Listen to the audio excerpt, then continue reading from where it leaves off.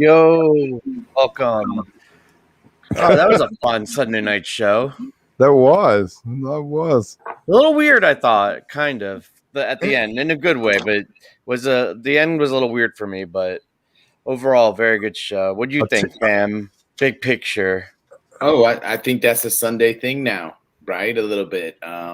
It's always been never miss a Sunday show, right? And I think maybe that's not where, the heat and the really like hardcore jams are going to be. Maybe that's where it's just going to be fun and weird and, one of those ones where you kind of have to be there. I had a blast watching from the couch, but I could see where this one is one again that's going to be so much better to be in the. It's one of those ones that when you're there, it's at a whole different level. Yeah. So the first set they opened up with Cool Amber and Mercury. I thought they found the pocket in there. It wasn't, I've said this before. It's not my favorite song, but Weird opener. It isn't a weird rocker. Opener, but they found the pocket with it. They grooved it. I feel like it set a good tone for the night. I like when they come out of the gate. I like when they come out of the gate with loud and angry and fast. Like Kareem. That one's kind of a little mid-tempo. It's like, it's more of a groove-based setting. But 2019, it opened the summer tour in St. Louis, Cool Amber and Mercury, actually. So, yeah, it was the ultimate opener then. I don't know, man. They tend to open tours and eras with songs that are not great openers. Like, they opened 4.0 with the I Never Needed You Like This Before. Right? It's just way better at the end of the set, in my opinion. But anyway. A second set opener. I like it for a second set opener. I guess better than the first set, but I still think the closer is the way to go. Then we got some fairly standard but still fun Moment Dance and Free. Had some Plinko jamming going on in that Moment Dance early. I thought haven't seen much Plinko coming around in a while. Free's been in the rotation. I mean, it's always in the rotation heavily, but wow, it coming around again. I like how they're having these like bass duels. I noticed it, and that happens again, maybe in Meat or something later on in second set. But this happened. You think Mike's cool with that?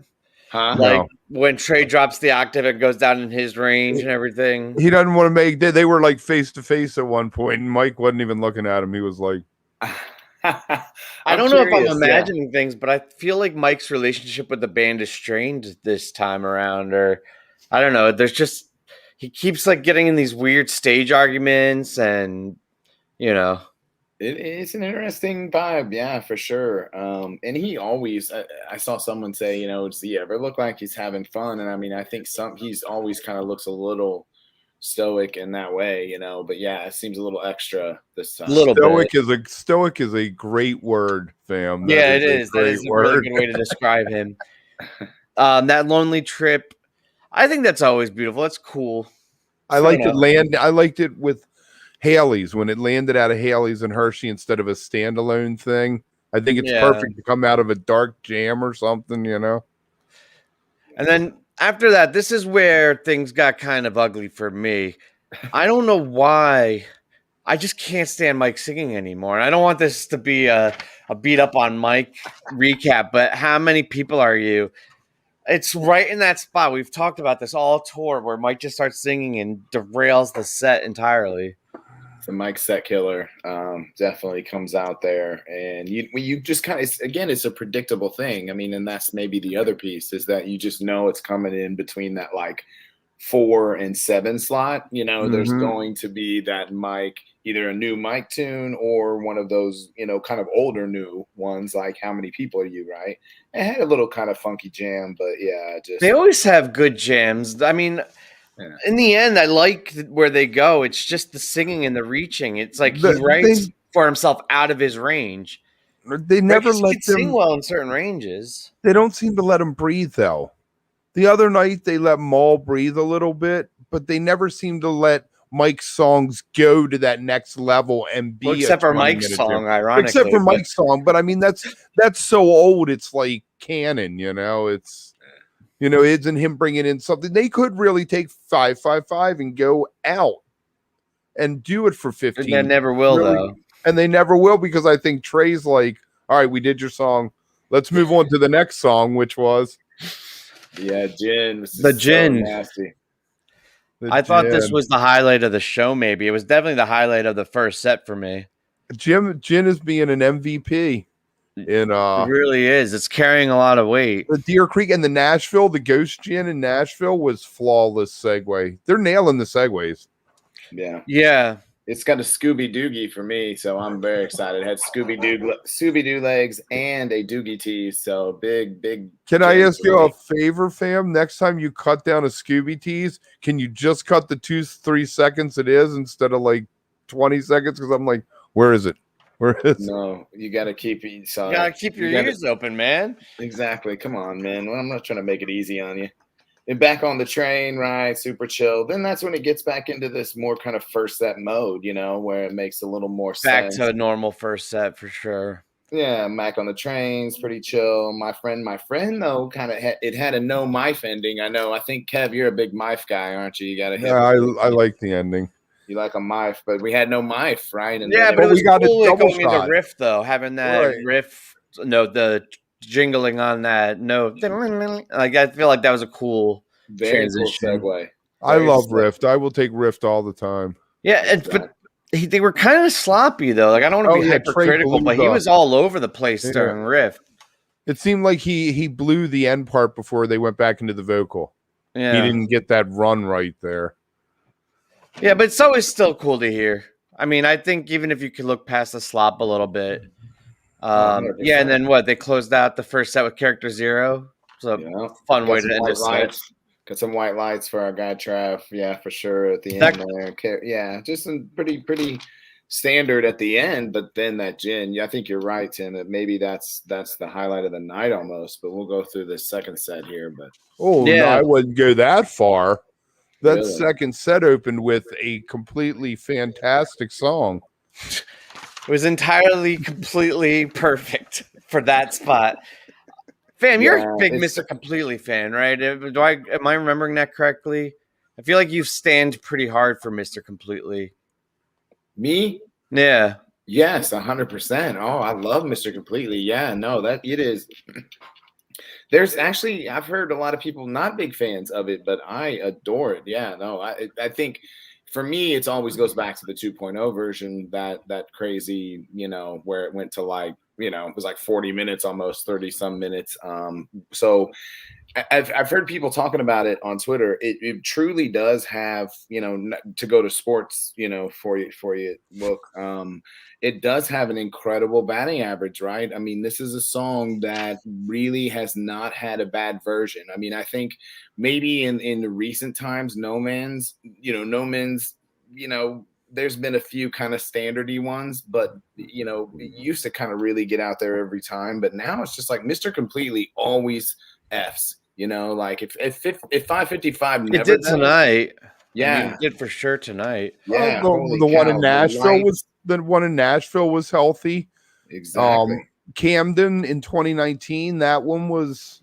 I don't know if they did one in between those two, but cool trade tones throughout this. Like he's got this new. I thought he hit a new button today, like this weird like xylophone button. It looked like sounded like a xylophone almost. You gotta go back and find it. Trey's Guitar Rig's joining us at Dick's. Yes. So when he comes by, you the can table, ask the we'll have question. I need a lot of help. We'll need an update for this because I can stop calling it Scooby Doo legs. Yeah. And so coming out of Mr. Completely, that segue was one of several really smooth butter segues in the second set that really tied it all together and elevated to a new level. So the segue into Meat, fucking love Meat. They cut it so short. And that's the other theme of the second set. There are a couple of vehicles that went nowhere. And overall, you get this really cool effect with the segues and the reprise and, the teases. Right. But the downside of it is none of these traditional jam vehicles go anywhere in this set. I thought Meat was going to show up on the other side of the next song. Right. Well, and the next song is what I'm mostly talking about is Cross-Eyed and Painless, where I guess, gotten spoiled, or we all have, right? A We've measly come across 9 that big minutes. vehicle. It was a measly 9 minutes. What is that? What is that? It's like a You gotta pop get the double band digits. playing nine minutes. That's bullshit. Well, we did in this tour, of course, and we caught it. We did have a 1.5 minute ghost, so we can't, complain too much. Maybe once if you get all the way to 9 at this point, but so it had all the effects though. Again, like it got really driving and pulsing. Then it came back, like you said, to Mr. Completely, very clearly at the end, which and was then another butter tease and into a segue. Oh, unless I saw it again, yeah, super dark and just I love that song. Yeah, that's a song that when you see it live, just pours gasoline over the, you know what I mean, like in a good way, and just like really sets the shit on fire. The energy of the night just takes off. Can I just go back to Meat for 1 second and say that Fishman landed a couple years as samples in Meat that fit perfectly. It was like he finally found his space there for that. Yeah, he's really evolved and matured with his samples this tour. He has. I mean, to me, that was always my thing. Like, if I would have given any advice, like, they don't have to go away. They just have to, like, chill. Go to the right place. Right. Right. And he nails it now in the funniest moments and the best moments. And yeah, that Meat was so weird. I mean, it got kind of lost, but then they found it again. But yeah, and it had that weird bass. It had that face-off bass duel. Yeah. And that too. But we jumped back, I know, a little bit. Right. So we were at Saw You Again. What was after that? Is that when the switch was flipped and it was another set? It seemed like it was two sets. It was like no Vehicle Go Nowhere, Vehicle Went Nowhere, and then they were in Mango's song. And it was like, okay, now we're just going to take a different approach altogether. Forget this whole first half of the set. Here we go. They nailed it though, which I thought was cool, right? The rhythm at the end. That was the one thing I took away from it, is that's a good opportunity for them to get sloppy if they're not locked in, and they were locked in. They nailed it. That was fun, which is cool to see. And I love that one. That's another favorite. I would have been happy with that part of the second set. I would have been like, that's the most I can ask for any night of the week, Yeah.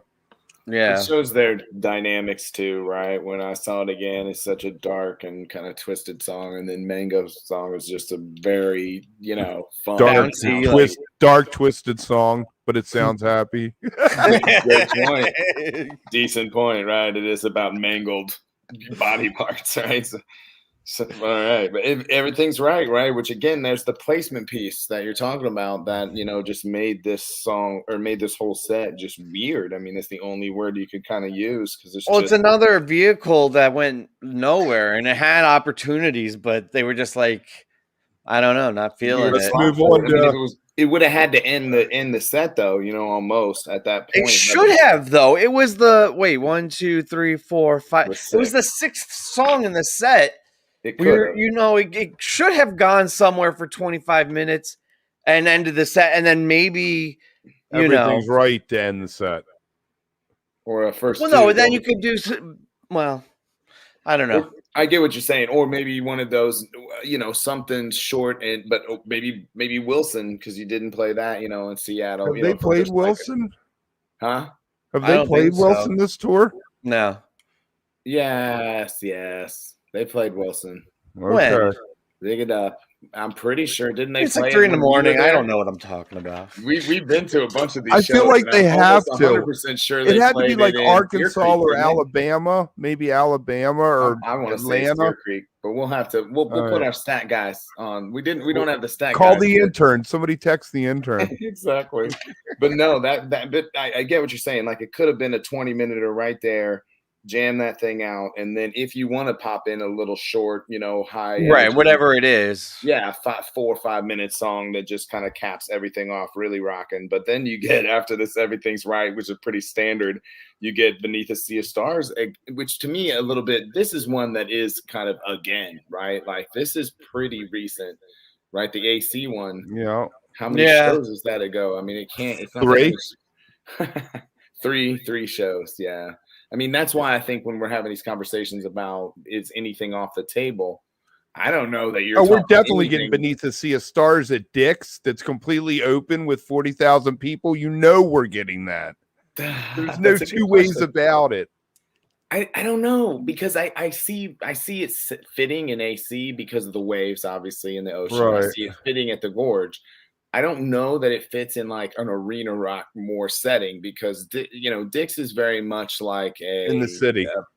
Right, and it's big and it's more. It's gonna be more like the Hershey show. It's much more similar to that as a venue than AC or the Gorge. Right. I So do maybe think it's venue specific almost, and the Gorge just fit just perfect too because you can see the stars. It's So you're saying that's what it felt like. It felt like beforehand they were like, "Oh, we have to play this because we're at the Gorge," and then they started, everything's right, and they're like, "Oh shit, it's pretty late. Like we have to ripcord this so we can check this box." And I mean, it was a cool moment. Like turn the lights off, like that was cool, right? And I always they actually like. I felt like they let the jam fit the environment with the stars and everything being dark. It was beautiful and connected, but it did feel like a force in there. Exactly. Then we get Disco Page, and they closed the set with it, which was there were awesome. A few little teases in the end. Like I heard a little "Saw It Again" lick. Yeah, everything came back. Right. Mr. Completely came back. Cross-eyed and Painless came back. All through in there. Yeah, basically the whole set got teased back in there, which is something they're doing. Good for them. I love that. That's without fun. that, it was a really weird second set, but with that, it kind of tied a nice bow around it and made it feel good. Yeah, it was fun. It made us all happy, right? You left that set like, oh man, that was a great fucking show. In reality, it was a good show. It was just a good show, not a insanely great show, except that the way they close it makes it feel special, right? No, that's a great point. All right, so then, go on to the encore. No, go ahead. Well, or shine a light, right? So some people bookend with the Stones. Bookend the shows with the Stones, which was beautiful. I mean, it was like a double dig at ZZ Top, but you know, fuck that. What happened? Where's my Lagrange? They just they're like, we're not going to show them any love. It does seem almost purposeful now, right? That is super funny. All right. And then He-Man Trey. Yeah, He-Man Trey. I like that. It is a little more He-Manish than it is. Oh, it's 100%. I saw that shirt that Skoy just got. Yeah. Oh, right from fan art. Right. Yeah. That makes a lot of sense. And then the Jedi pedal, I'm pretty sure, speaking of talking to our guy, Trey's guitar rig, I'm pretty sure that's what that pedal is. He just now has a special pedal to the side when he wants to do for first tube. So it's one of those funny little pieces of equipment that they have that they'll never use, right? But only about every 7th show, or whatever, 6th show. Isn't that fun? Like, to me, they have so much stuff that they don't touch, but only, like the Marimba Lumbra. Yeah, like that. They set up that Marimba Lumina every freaking night, and a whole tour. He won't touch it for a whole tour. It's classic. Well, that's really what, like, Mercury now is the only song that and Petrichor, I think he plays a part in it. But it's kind of like a megaphone, but it's like an 800-pound pain in the ass to load. Yeah, the megaphone you throw in a book bag and it gets thrown in the back of the truck. It's just amazing. Well, when they go through their stuff, I mean, it's just such a myriad of things because, again, I remember Fishman talking about his rig. He's like, this is how it may look big, but I need this. If I need to make, if we could play any sound here, so I need it all just in case. Yeah. Right. Play it. Exactly. Yeah. Because he doesn't need that many drums to sound good. He just needs it to get all the different sounds through the various songs over the ages. Right. That's a great point too. Like there's so much difference in sound and tones and stuff from all of them that that's why Page needs to be surrounded in his cage of pianos as well. Yeah. Right. Can I just say make sure you subscribe, smash that like button right down there. That. Thanks, Kev. Yeah, we're close. We're getting close. Subscribe. Danielle's doing a merch giveaway, so I think you have to go retweet us on Twitter and subscribe to the channel, and you could be selected to win some merch. Thank you, Danielle, if you're watching this. And then we got what Saturday coming up? What Saturday? Oh, Dick's? Yeah. Is that really? Yeah, it's next weekend. Yeah. So we'll be on Dick's lot F, hopefully, on Saturday. If you're at Dick's, definitely come by and say hello, hang out, grab some slaps. If you're not at Dick's, tune in right here, and we will be discussing the weekend and the tour and just a bunch of other random shit. So It's going to be a lot like of the fun. other old show used to be, but actually live. Yeah, everything we've done for the last year has been leading up to this event. This so it should be golden fun. moment. All right, so no pressure. No If you Yeah, like and then this we'll in retire after AC, that. if you like this in AC, wait till you see us at Dick's. Oh God. Has to be And better. also, I guess one other note to anybody watching who really cares: this isn't going to exist at Dick's. Oh yeah, the after shows, because we're all going to Because be none there. of us are going to be able to handle that at that moment. It's fair. All right. Well, overall, good show, good weekend. Thank you guys for doing the recaps the other Be night. it Shoreline. Yeah, we'll see you next time. Thanks, guys. All right. See ya.